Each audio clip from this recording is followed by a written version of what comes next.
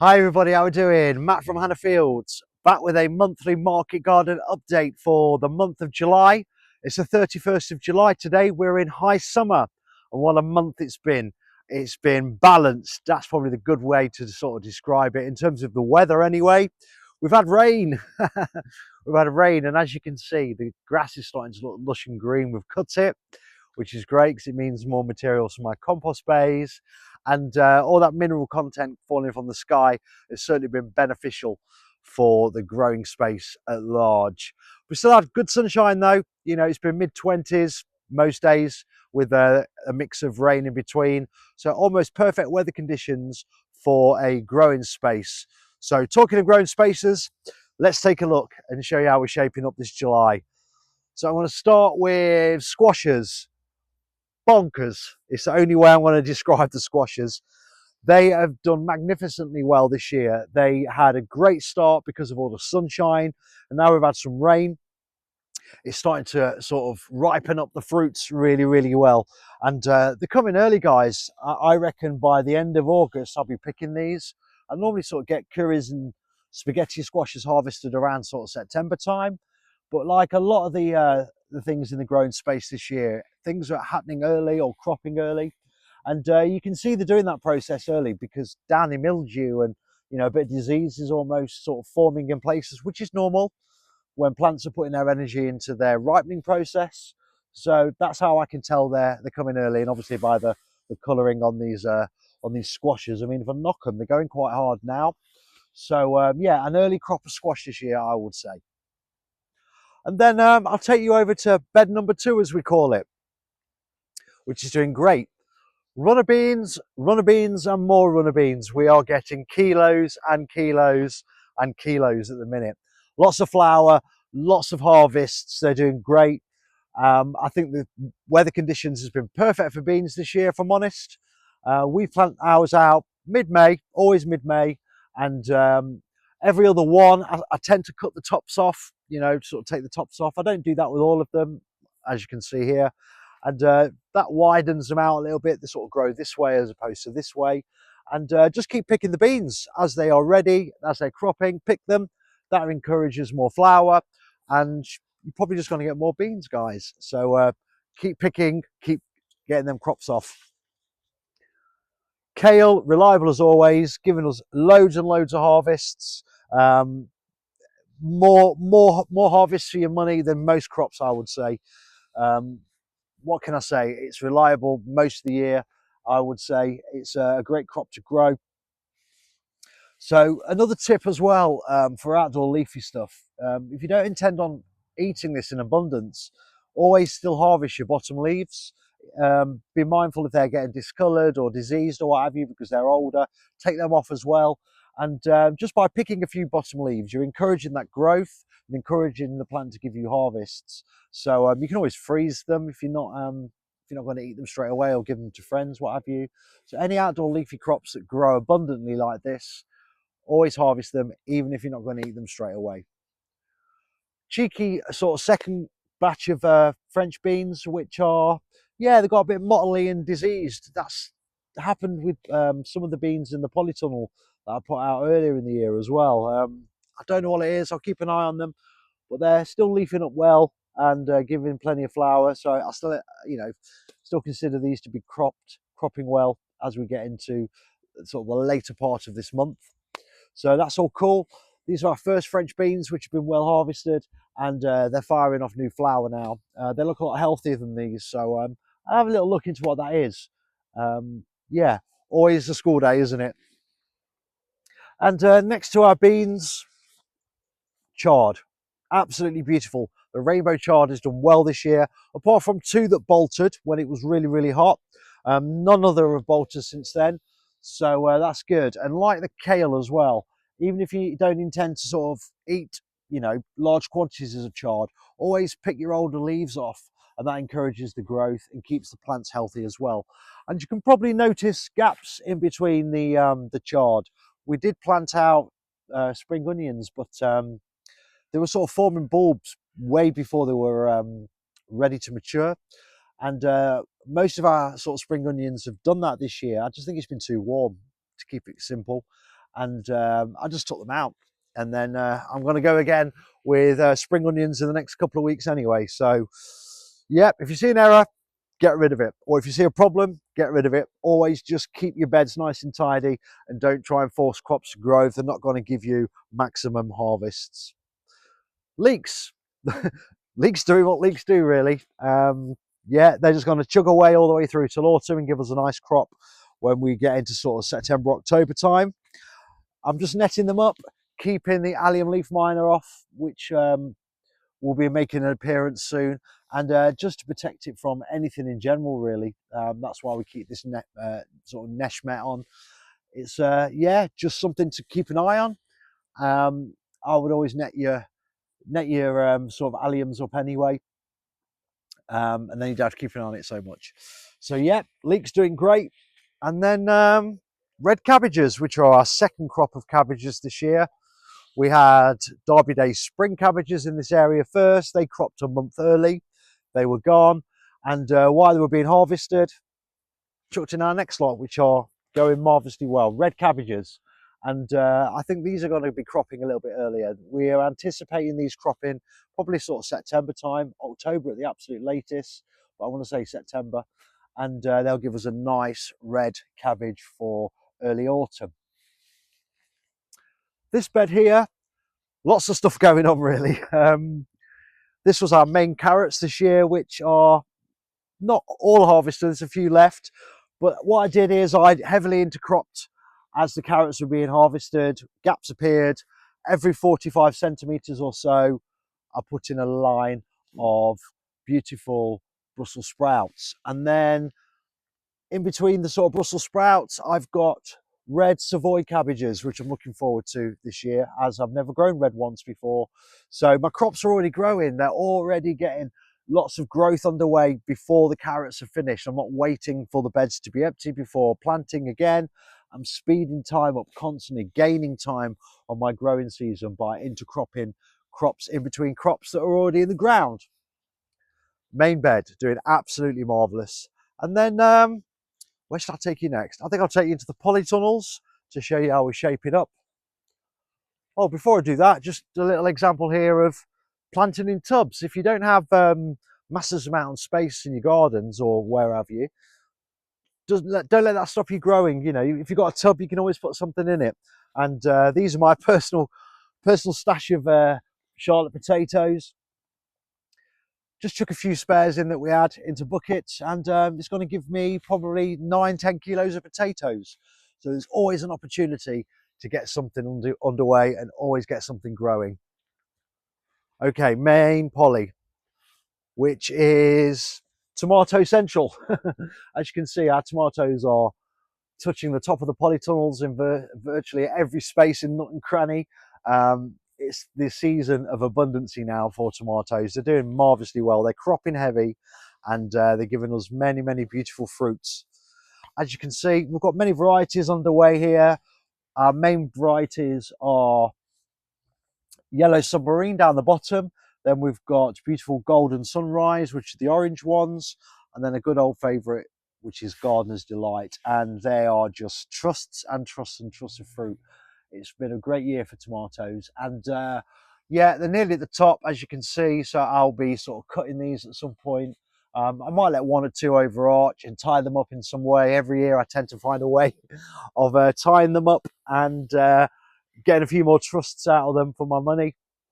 These are at the top now, so I'll be letting these ones arch over and continue to crop and give us plenty of harvests. So yeah, tomatoes are doing great. Peppers though, we've got peppers coming on our pepper plants, but the size of the plants themselves are not as big as they were this time last year. They're the same variety that I grow every year. Romario pointy ones are the variety, and yeah, they're just smaller plants. It's been a bit strange with the peppers, but they're still giving us harvest, which is great. And basil is an abundant now. It's an abundant crop. It's doing really, really well. It loves the heat, as you can see. It's firing off lots and lots of side shoots. So what I tend to do with basil, when I see it go to flower, I pinch the flowers out, and it encourages that side growth, so you get a little bit more basil for your money. and it's a great crop to dart around. We've got basil all over the place, so a good gap filler for your polytunnels. Cucumbers are better than they were in my previous video. I think I mentioned about we having a potential spider mite issue. I think we did, but I think we caught it early, and every 5 days I've been spraying with neem oil, obviously keeping that spider mite repopulation under control, and obviously keeping a bit of humidity on the plants, and they start to grow again. I also think that it was just too hot in here at times, even though we're watering well and watering the paths and putting water in the polytunnel to create humidity. It was up to 150 degrees in here most days throughout sort of the early part of July, and certainly June as well. And I just think it was too hot, totally too hot. I think we had something like 10 days in a row where it was 150 and we couldn't cool the polytunnels down. I just think they went stop. And now we've had a few cooler days, few cooler nights mixed in with some rain, so it's cooled the air, and they've just started to grow again and giving us beautiful cucumbers. So yes, fingers crossed we get plenty more harvests off them. Actually, I'll stick with the cucumbers a second, because as you can see, these ones aren't growing so well. It's almost like they're growing in that kind of line, and I can't tell you why. The conditions this side are no different to the conditions this side. Light levels aren't different over there to here. It's just it's odd. And if anybody's got any ideas why they're sort of growing that way, please feel free to leave a comment, because I've not really looked into it yet, but I'm interested if anybody knows before I do a bit of research into that. But yeah, they're starting to give us crops, so let's hope that continues to be the case. And I will show you polytunnel number 2, which is doing all right. It's doing good. Every time I come in here, I'm wowed by these. The grapes, they're doing fabulously well. I think these are going to crop a little bit earlier, like a few things this year. I reckon by sort of the next 3 or 4 weeks, they might start turning sweet. I'll be sort of sampling these over the next week or two, just to have that taste test as I do each year, and see if they'll be ready for harvest. But yeah, the grapevine's doing great. Got a gap, so as I always say, fill gaps. So a few lines of cheeky carrots down this side, always keeping gaps gapless, if that's the word to use, and more tomatoes down here. The tomatoes in this polytunnel aren't growing as big in terms of their height as the other polytunnel. It's a little bit more clay, sort of heavy under here, but it still allows us to get plenty of fruits and trusts on our tomatoes each year. And they're doing great. They're harvesting now, and they're continuing to give us many, many trusts for future harvests as well. So I'm really, really happy with them. However, down here, these French beans, they've got a similar thing going on as to the ones outside. They're not growing great. I did think it was down to the clay deposit that sits under this bed, but now I've seen the outside ones doing the same thing. There's something airborne I need to look into in terms of what's going on. I mean, they are struggling to pump out flour. They are pumping out a bit of flour, and we have a few beans here and there, but they've not done great. But that's okay, because I've already got crops to go in here. I'm probably going to plant some chard for overwintering in here soon. Although I must keep an eye out on the weather, because if we have an Indian summer, that chard's not going to be very happy in this polytunnel. But I've got some salads and stuff as well I can always plant. So again, always having a contingency plan, having crops ready in case something like this happens and you need to get a crop out and get a new one in.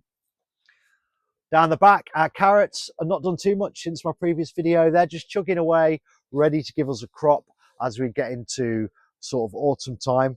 But the peppers in here, they're bushing out. They're doing exactly what I would expect them to do. Yeah, these are a lot bigger and a lot wider, more fruits on them as well. In fact, some of them are just starting to turn. So this is kind of what I would consider a normal pepper plant to look like, with this sort of spacing in between each one. But the ones in the polytunnel are smaller. So again, it's always a school day, like I say, but happy where the peppers are at. Okay, I will take you over to the beetroot bed, which is not just beetroots now, it's many things. It's a great example of showing intercropping and how you can really sort of speed up your growing season with putting crops in between crops already growing. So about a week after I put the beetroots in, I direct sowed parsnips in between the rows, and as you can see, they're starting to really go for it now. The gaps have appeared, and it's allowing them to have space to grow and take advantage of all the high energy of summer. And as soon as our purple Sprite and broccoli plants were ready, I thought I'll put them in here as well. So again, crops getting well underway and gaining growing time in the growing season while I've still got crops in the ground. So intercropping, I highly recommend it. As long as you've got your spacings right, you can pretty much intercrop with most things. So just something to consider in your growing spaces if you want to maximize the potential of lots of food, lots of bounty. The fruit bay is pretty much done now. Radishes then, our raspberries and our currant bushes are pretty much finished. So we've took the netting away. We don't need to protect this area from birds now. So we're going to give this area a bit of a tidy up and a bit of a tie up here and there with various crops, and that'll be ready to go again as we get into spring next year. But it's done really well. It's the first year of it fruiting really for us. You know, it takes a few years to get fruit areas established, especially your currants and your raspberry canes and things like that. So I'm really happy. However, salad. I don't know about you guys, but salad has been an issue this year. These lettuces have been in 5-6 weeks, and they're nearly at a point of cropping, and some of them are a little bit discoloured and just not doing very well. I've grown salad in here, well, I say salad leaves, lettuces in here all year round, pretty much for years on end, never had any problems. We put lots of compost in this bay in the winter time as well, so it's always replenished with nutrition. I'm guessing it's weather related, but they are slow.